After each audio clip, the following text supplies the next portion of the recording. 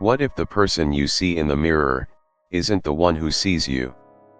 What if your voice on the radio answers back with things you never said?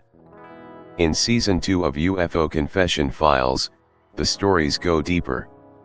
A child draws alien symbols she was never taught. A man remembers dying in a place he's never been. A dancer's shadow begins leading her, then leaves her behind. And a final relay sacrifices his mind to awaken the others. These are not abduction stories. These are echoes, fragments of a larger truth buried inside our consciousness. So ask yourself, if your thoughts are not your own, who is thinking them now? My name is Julian Vance. I run a small independent radio station called K0 Midnight Frequencies for night drivers, insomniacs, and anyone drifting alone through the desert static. My show airs from 12 a.m. to 3 a.m., no ads, just ambient soundscapes and lost voices, recorded calls, analog reverb, the kind of audio that blurs the line between dream and signal. It was never meant to be serious. Until the voice started responding. It began on April 5th. I was live, halfway through a drone loop from an abandoned number station in Eastern Europe, when I noticed a faint delay in my monitoring headset, an echo, a breath too long, a syllable landing an octave lower than what I had spoken. At first, I thought it was latency, maybe a glitch in the feedback loop. But it wasn't. I rewound the recording and played it back. My voice. Same tone. Same rhythm. But the words, slightly different. I had said, drift deeper into the hum. Let the sound erase the shape of time. The playback said, drift deeper into the hum. Let the sound erase your name. I froze. That's not a phrase I've ever used. Not in this life. Not in any script I've written. I checked the waveform. It was seamless.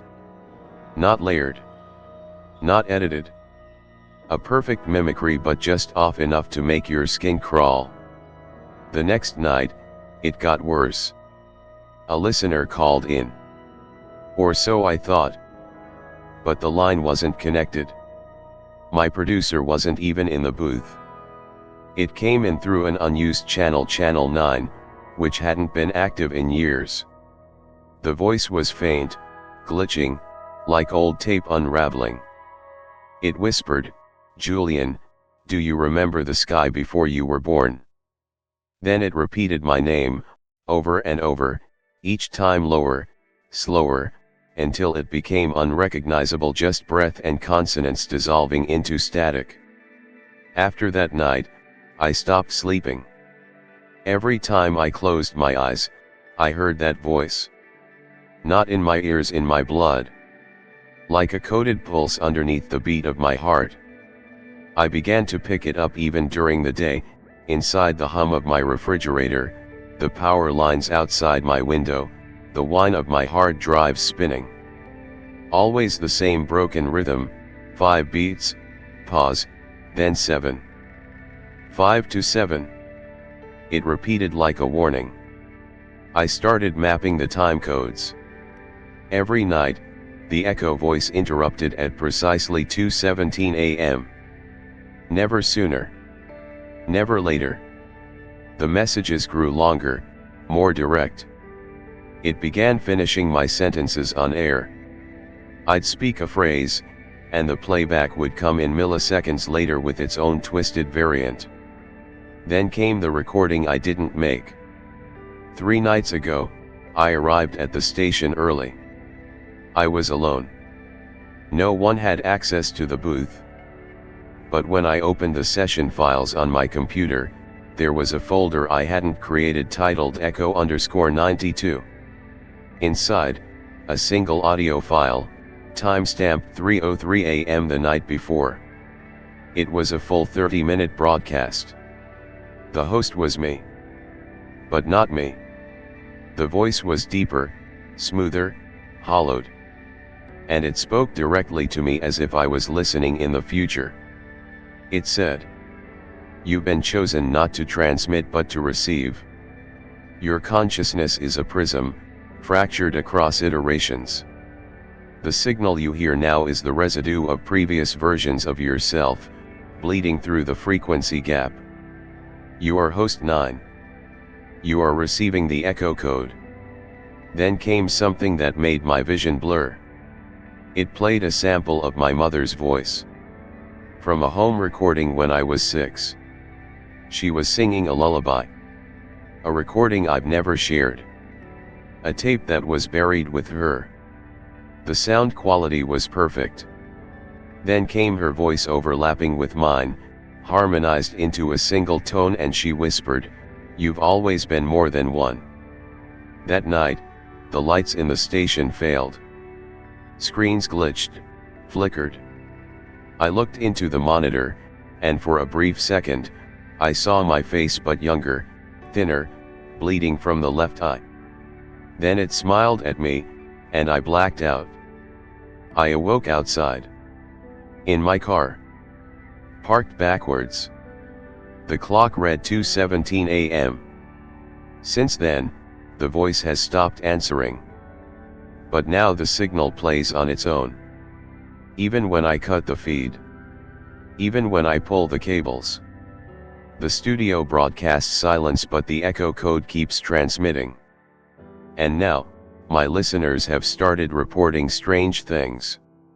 Saying I spoke to them directly, off air. Said their names. Told them secrets I couldn't know. I think I'm becoming a relay. A bridge. And the terrifying part? I'm beginning to recognize the voice in the static. Because it's not just me. It's all of me. Across every version. Calling back.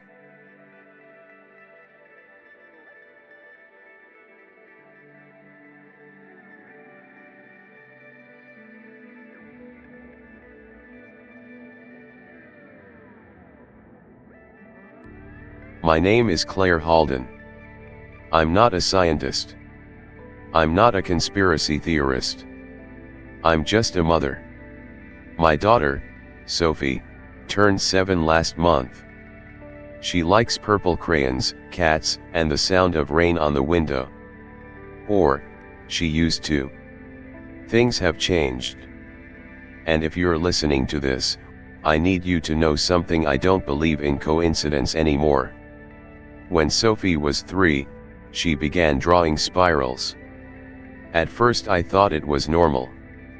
Kids draw all sorts of shapes. But these were precise. Too precise.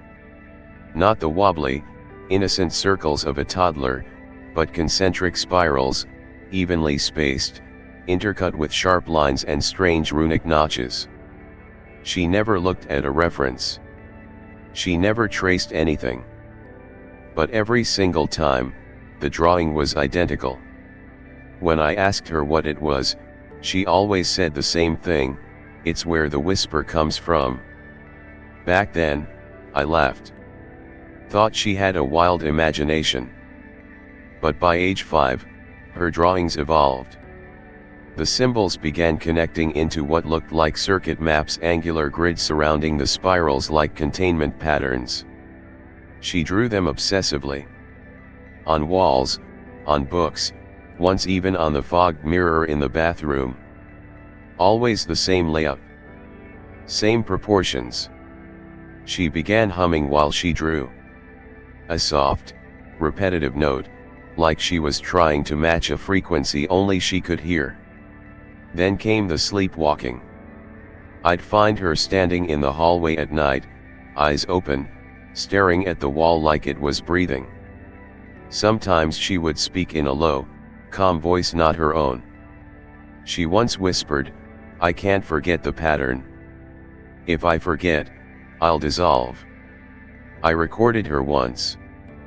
Played it back. The audio came out garbled, but underneath the distortion, there was a sound of pulsing modulation, almost digital in nature. Like encoded data buried in her speech. I showed the drawings to a child psychologist. They said it was advanced, but likely harmless. But one of them kept a copy. A week later, he vanished. His clinic closed. His number went out of service. His receptionist said he had moved abroad, no forwarding address. That's when I got scared. I started digging. I took the most recent drawing, scanned it, and ran it through a pattern recognition software online. No hits. So I posted anonymously on a darknet forum known for fringe scientific theories. Just the image. No context. Within 3 hours, I got an encrypted message from someone named Orion32. It only said, that symbol was found etched inside a deep buried object retrieved near Vostok Station, Antarctica. It's not man-made. I thought it was a hoax. Until they sent a photo. Not public. Not on any site. A rusted metal plate, half melted, with the exact same spiral Sophie drew. Perfect match. Same notches. Same angles. And in the corner, a string of digits. I didn't recognize it, but when I showed Sophie, she whispered, "That's the song of the cold ones." I didn't teach her those words. I don't know where she learned them. Then things escalated. One night, I caught her drawing on her skin. Her arms, her stomach, even her neck. She had etched the entire spiral map onto herself with a red pen. I washed it off. She screamed, not in pain, but in panic. "Now they won't see me," she cried. "Now they'll forget I'm real." I broke down. I demanded to know what they meant. She looked me in the eyes, and for a split second, her pupils shimmered like ink in water. She said, "They left me here because I remember before the sound." I couldn't breathe. I took her to a hospital the next morning. They scanned her for neurological anomalies. The doctors found unusual electrical activity in her temporal lobe patterns resembling radio pulses, consistent with coded signal transmission. They asked me if she had ever been exposed to experimental tech. I said no. But they looked worried. Quiet. I was told they'd call me back after reviewing the data. They never did. 2 days later, I received a plain envelope at my door. Inside was a flash drive and a note. "You were right to be afraid. But now she's become a beacon." The file on the drive? A waveform. When analyzed, it revealed a message buried in audio spectrum. Host 10 has begun pre-broadcast synchronization. I don't know what it means. I don't know who Orion 32 is. But I know my daughter is no longer just a child. She's a fragment of something deeper. Something ancient. She is not the beginning of the signal. She is part of its memory. And whatever the echo code is, she was born already tuned to it. And now, she's starting to draw symbols I can't look at without getting nosebleeds. And last night she asked me a question in a language I didn't understand. But I understood the fear in her eyes when she said it.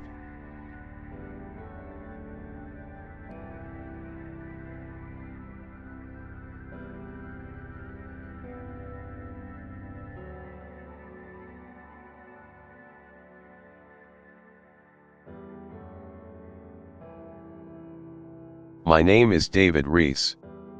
I'm a firefighter. Or at least, I used to be. Before the fire. Before the fracture.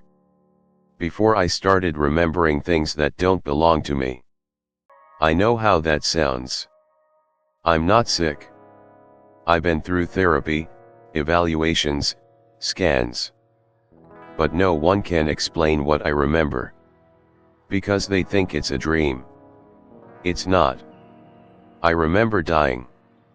And not just dying the exact moment I stopped being human. It began after an incident on the north side of the city, an abandoned chemical warehouse fire. I was inside, searching for survivors. Thick smoke, zero visibility. My oxygen was nearly out. Then I saw something through the haze, a doorway. But it didn't belong. It was too clean, too smooth, like someone had carved a perfect rectangle into the air itself. Through it, I saw a light, not flickering, not from flame but steady, cold, mathematical. I took a step toward it. And I remember falling. Not physically. Falling into myself. Into silence. Into something that held no up, no down, just pressure. My thoughts slowed, and I began hearing things. Not outside, but within. Whispers, fragmented, like radio interference, fragments of sentences, some in languages I don't know, one in my own voice screaming, "This isn't the first time." And then, a flash. I was lying on a floor, not in the warehouse. It was white. Seamless. My gear was gone. I couldn't move. I was aware, but paralyzed. Figures surrounded me, tall, unmoving, draped in folds of darkness that shimmered like oil. One of them leaned in, and with no face, I knew it was looking at me. And it said, directly into my thoughts, Subject 3, Fragment incomplete. Echo imprint unstable. Then pain.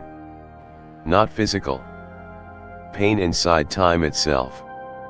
Like being torn out of reality by the root of your name. I screamed. I didn't hear it. But I felt my own voice tear through me. Then I woke up. In a hospital. They said I had passed out due to smoke inhalation. That I had been in a coma for 3 days. But here's the thing, I remember those 3 days. And not in dreams. In sequence. I remember wandering corridors with no doors, seeing reflections of myself distorted like stretched rubber, hearing other versions of me screaming things I've never lived through. One of them was burned. One had no eyes. One whispered again and again, "You're the remainder." The glitch. I told no one. But since that night, I've started remembering things that couldn't have happened. Memories of a childhood spent in a house I've never seen. A room with 4 windows that always looked out onto the same blood-red sky. A woman's voice calling me by a name I don't recognize, Callan. I searched that name. I searched the address I remembered from that other life. It doesn't exist. But when I went to where I thought it should be, just an empty field remained. I stood there for an hour, numb, until a sound rose behind me, the exact tone of the fire alarm we use on squad calls, only twisted, reversed. It played once. Then silence. I've begun dreaming of a death I've never experienced. In vivid detail. I feel my body collapse in a room of shifting light.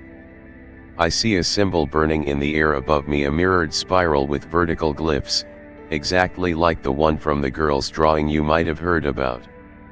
And I always hear the same sentence in the final moment before I die in that vision, echo bleed detected. Terminate host. Then I wake up gasping, sweating, with the taste of metal in my mouth. Always at 4:17 a.m. Always the exact second the hospital machines flatlined during my coma, according to the records I wasn't supposed to read. I no longer believe I'm one person. I believe I'm a remainder, a shadow of another version that didn't survive the transfer. And I think this version, me, only exists because the system made an error. I'm what slipped through. A backup memory that's not supposed to be active. The others, they're gone.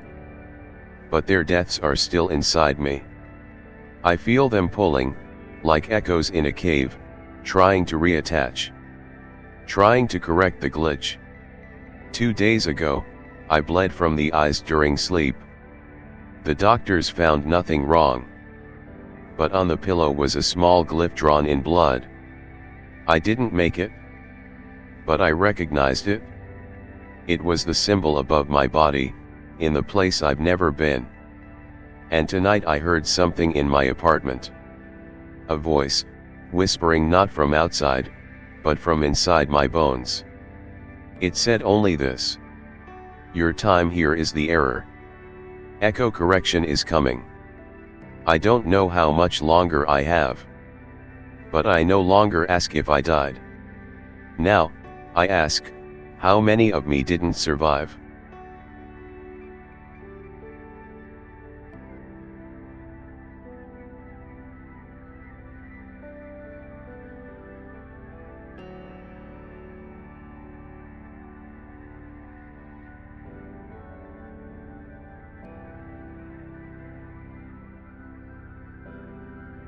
My name is Ilara Gray.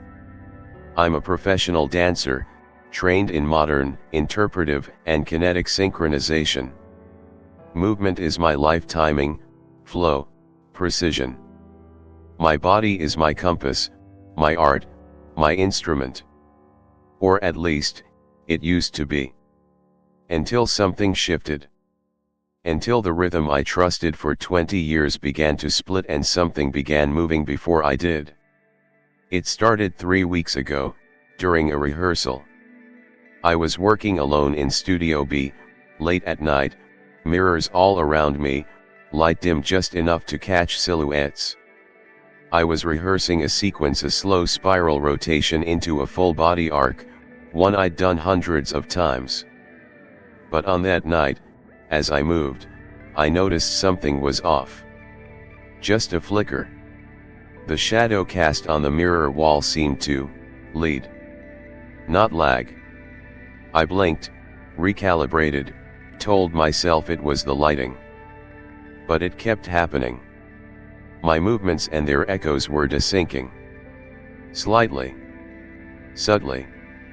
Like someone had made a copy of me but set it on a slightly different clock. I began filming myself to be sure. I slowed the footage. Frame by frame. And there it was. The shadow wasn't following. It was predicting. 2 frames ahead. It lifted my arm before I did.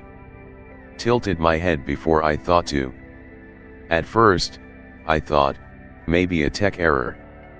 Maybe latency in my equipment. But then it started happening in real time. Not just during dance but while brushing my teeth. While reaching for a glass. While unlocking my door. The shadow moved first. And it always paused for a heartbeat, like it was checking if I would do the same. One night, I decided to test it. I turned off all lights except for a standing lamp behind me.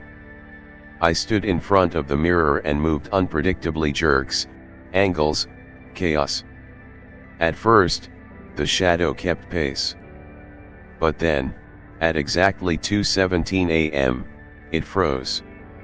I didn't. I kept moving, heart pounding. The shadow remained still, perfectly still, yet I felt eyes. Not my own. Watching. Calculating. And then it moved again, but not in sync. Not in reaction. It began performing a different routine. One I had never practiced.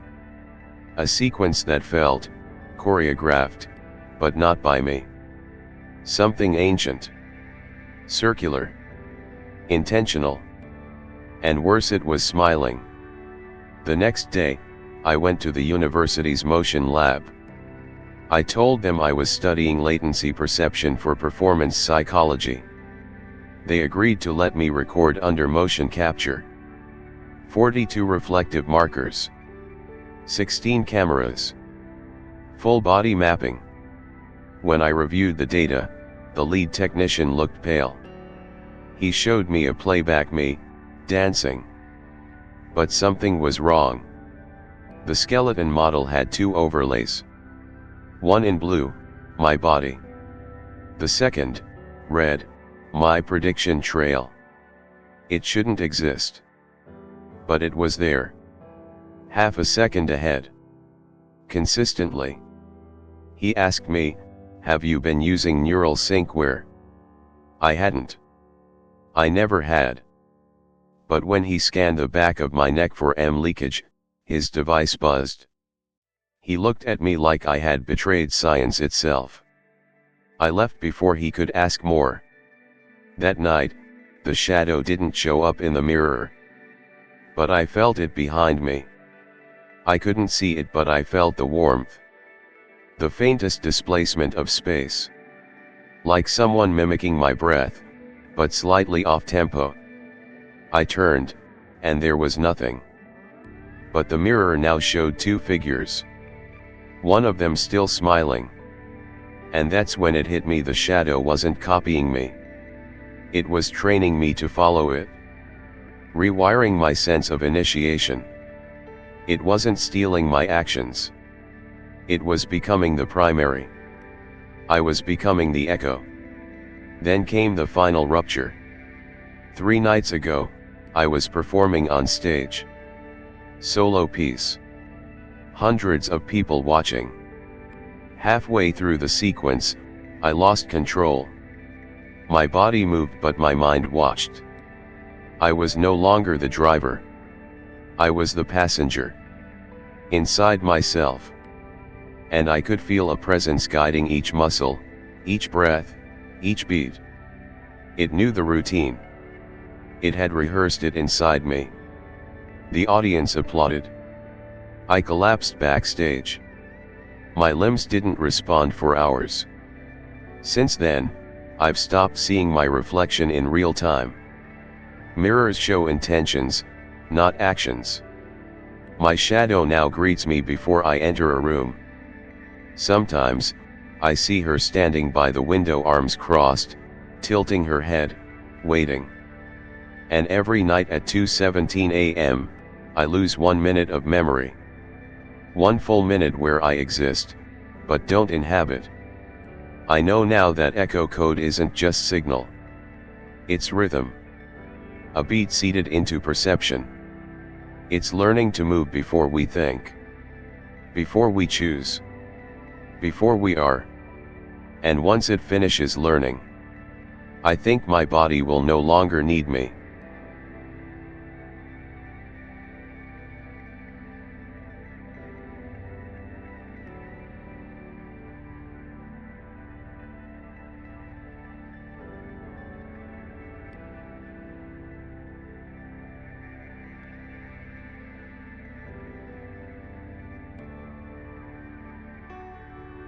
My name doesn't matter anymore. It used to. I think it was Thomas Vale. Or maybe that was just the name assigned to this version of me. I've had many names across cycles, but none of them belong now. What matters is this: I wasn't meant to survive. I wasn't meant to remain awake. I was meant to wake them up. I don't know how long I've been in this state. Time doesn't work here the way it used to. Sometimes I blink and lose hours. Other times I can go days without blinking at all. I exist in the fold, in the space between the real and the rewritten. They call it the relay gap, and I am what echo code left behind when it began the transition. An anchor. A fragment. A spark of signal that refuses to be overwritten. At first, I thought I was lucky. When others began changing, forgetting, fracturing, becoming shadows of themselves, I remained intact. But then I started hearing them. The ones I used to know. Friends. Family. They were speaking with my voice, but not my words. They looked through me, not at me. And each time I tried to reach them, to shake them back into place, I lost something. A memory. A sense of time. A piece of my own name. That's when I realized the truth. My mind is the last line of code that hasn't been absorbed. That's why I can see what others can't. That's why I still dream in color, while the rewritten only dream in sound. I've found a way to wake them. It started by accident. I whispered an old phrase into my brother's ear, a phrase from our childhood. He froze. His pupils dilated.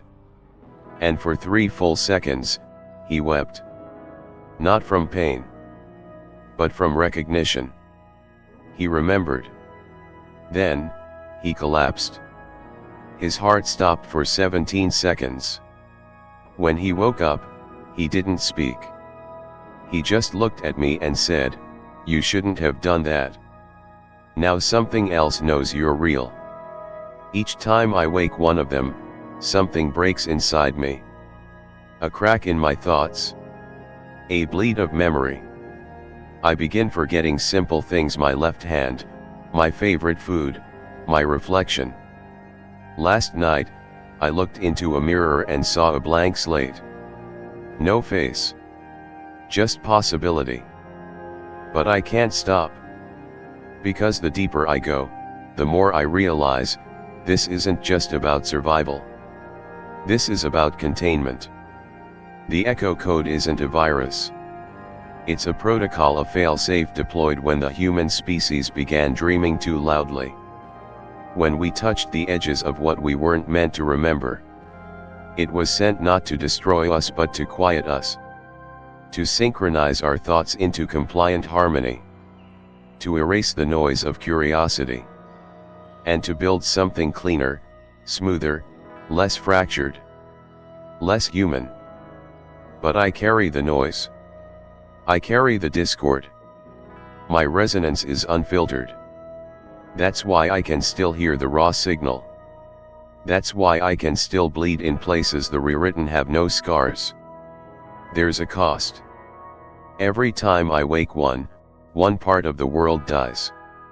A ripple, a flicker, someone disappears. A person vanishes from a photo. A name is erased from a gravestone. A house is left abandoned, even though it was never built. I don't know where they go. But I know they leave behind absence shaped like memory.